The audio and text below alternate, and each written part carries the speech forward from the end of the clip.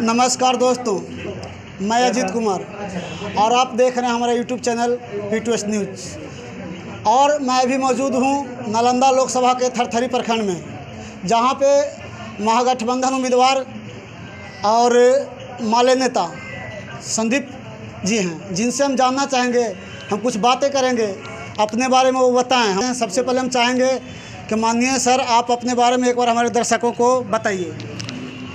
आपके चैनल के माध्यम से सभी जनता को मैं अपनी तरफ से प्रणाम करता हूं। और अभी महागठबंधन की जो पार्टियां इंडिया अलायंस में हैं, उनकी तरफ से मैं लोकसभा का प्रत्याशी हूं। मेरा नाम संदीप सौरभ है। और इस समय जब लोकसभा चुनाव हो रहा है, तो समूचा देश ये महसूस कर रहा है कि देश के अंदर कुछ ऐसी चीज़ें हो रही है जो लोकतंत्र के लिए अच्छा नहीं है, संविधान के लिए अच्छा नहीं है। जैसे विपक्ष के तमाम नेताओं को जेल में डाल देना। आपने देखा कि आज़ाद भारत में पहली बार ऐसा हुआ कि कोई सिटिंग सीएम को जेल में डाल दिया गया है। अरविंद केजरीवाल जेल में है, कोई आरोप साबित नहीं हुआ है। बगल का झारखंड राज्य है, वहाँ के भी मुख्यमंत्री को जेल में डाल दिया गया है। तो विपक्ष के नेताओं को खामोश करके ईडी और सीबीआई के माध्यम से अंधाधुंध लूट करके देश में लोकतंत्र को कमज़ोर किया जा रहा है।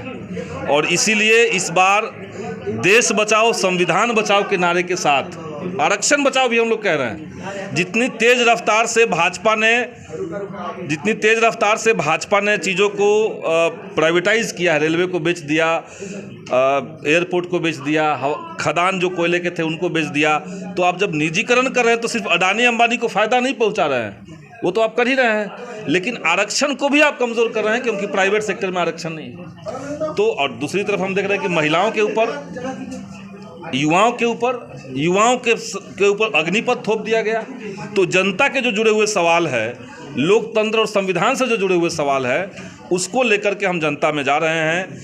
नालंदा का जो अपना सवाल है, नालंदा की जनता बता रही है कि पिछले 15 सालों में यहाँ पे जो माननीय सांसद महोदय हैं, उन्होंने जनता के सवालों को लेकर के संघर्ष नहीं किया।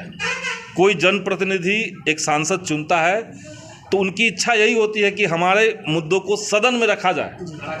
तो एक तरफ वो हैं जिन्होंने पिछले 15 सालों में नालंदा की सवालों को लेकर के 15 बार भी ढंग से आवाज़ नहीं उठाई।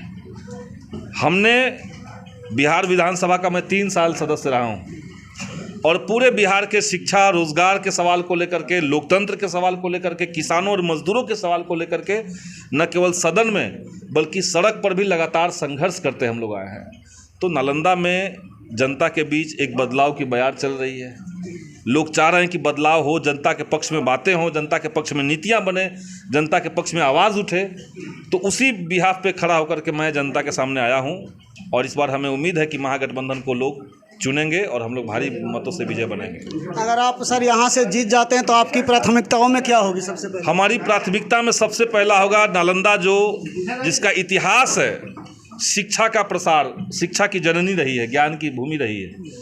तो वहाँ पे दोबारा से एजुकेशन सिस्टम कैसे अच्छा हो। अब इस्लामपुर इतना बड़ा इलाका है, वहाँ पे एक डिग्री कॉलेज नहीं है। तो हम चाहते हैं कि जगह जगह डिग्री कॉलेज खुले, यहाँ भी थरथरी में भी नहीं है। तो यहाँ के युवा कहाँ पढ़ने जाएंगे?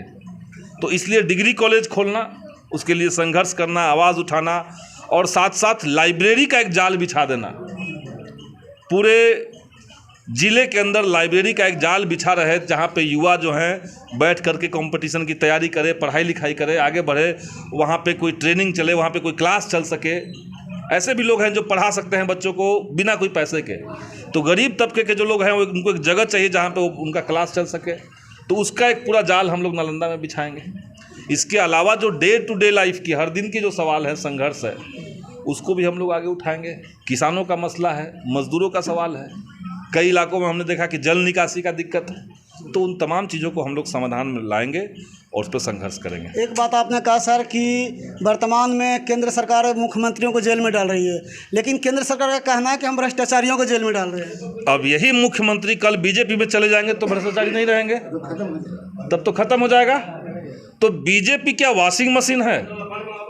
आपने देखा कि जब से भाजपा आई है, एक भी भाजपा के नेताओं के ऊपर ईडी की जांच नहीं चल रही है। एक सिंगल एग्जाम्पल आपको नहीं मिलेगा। और अगर मुख्यमंत्री को आप जेल में डाल रहे हैं तो कोई आरोप साबित होना चाहिए था, आरोप साबित नहीं हुआ। आप जानते हैं कि अरविंद केजरीवाल जी के मामले में 9 गवाहियां हुई, 9 गवाही में 8 गवाही उनके पक्ष में दिया गया, तो फिर बेल क्यों नहीं मिल रही? और 6 महीने में 6 महीने जब उनको जेल में डाल दिया गया, गवाही देने वालों को डराया गया, तो 9वां बहाली उन्होंने कहा कि नहीं, अरविंद केजरीवाल की भी गलती है।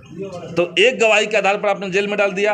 आप कोर्ट में 8 गवाही नहीं पेश कर रहे हैं, सिर्फ 9वां गवाही पेश कर रहे हैं, और बेल क्यों नहीं मिल रहा, आप सवाल कर रहे हैं। 2018 में नरेंद्र मोदी ने संसद के भीतर एक कानून में संशोधन कर दिया और ईडी को इतना असीम ताकत दे दिया कि अब देश का जो संविधान की मूल आत्मा है, मूल आत्मा क्या है? मूल आत्मा संविधान का है, कानून का है कि आपके ऊपर जब तक गुनाह साबित नहीं होगा आप बेगुनाह रहेंगे, यही है। अगर आप दोषी साबित नहीं हुए तब तक निर्दोष हैं। 2018 में मोदी जी ने कानून बदल के क्या किया कि जब तक आप निर्दोष साबित नहीं होंगे, अगर आपको ईडी ने जेल में डाल दिया तो जब तक आप निर्दोष साबित नहीं होंगे तब तक आप गुनाहगार हैं। और दोष साबित किसको करना है? ईडी को ही करना है, सरकार को ही करना है। वो करेगी नहीं तब तक आप जेल में हैं। तो आपसे अंतिम सवाल मेरा होगा सर कि आप यहाँ की जनता को क्या करना चाहिएगा? यहाँ की जनता को हम यही कहेंगे कि 2024 का जो चुनाव है ये हिंदुस्तान की तकदीर बदलने वाला चुनाव है। तय होना है कि देश का लोकतंत्र और संविधान, आरक्षण, जनता का मान सम्मान, उनके हक अधिकार बचेंगे कि नहीं बचेंगे। देश के अंदर जनता के पास ताकत होगी कि नहीं होगी कि वो सरकार बदल सके। मोदी जी इस साजिश में लगे हुए हैं कि अब सरकार तय करने लगेगी कि कौन जनता है कौन नहीं है। आप देखें एनआरसी, उसमें वही है, सरकार बताएगी कि आप जनता हैं कि नहीं जनता है, आप बाहर जाइए। तो देश को बचाने का है। ये भी संभव है कि 2024 में जो भाजपा के लोग कह रहे हैं कि 400 पार, अगर ये लोग 400 पार ऐसे तो करेंगे नहीं। जनता में एक ज़बरदस्त तरीके का समझदारी डेवलप हुआ है, एक अंडर करेंट चल रहा है। मोदी जी को लग रहा है कि उनकी पार्टी का इस बार पार्टी के भीतर भगदड़ मचने वाला है, नाव डूबने वाली है, डूबती नौका हो चुकी है बीजेपी। तो इसलिए अपने लोगों को सांत्वना देने के लिए 400 पार कहा जा रहा है। अगर सरकार ये किसी तरीके से साजिश के बल पे जीत जाती है तो ये भी संभव है कि 2024 के बाद देश में चुनाव भी ना हो। तो इसलिए सब लोग चौकन्ना रहें। हम आप तमाम आपके श्रोताओं के माध्यम से हम ये कहेंगे कि देश निर्णायक वक्त पे खड़ा है। सब लोग मिलकर के इस तानाशाही, संविधान विरोधी, लोकतंत्र विरोधी और युवा विरोधी सरकार को उखाड़ करके फेंकिए, महागठबंधन को जिताइए, इंडिया गठबंधन को जिताइए, यही कहेंगे। तो ये थे हमारे साथ महागठबंधन के उम्मीदवार संदीप सौरभ जी, जिन्होंने अपनी बात रखी। और इस तरीक़ा के कार्यक्रम को आपको हम दिखाते रहेंगे और हमारे साथ आप बने रहें। हमारे चैनल के कमेंट बॉक्स में जाकर आप कमेंट ज़रूर करें। धन्यवाद।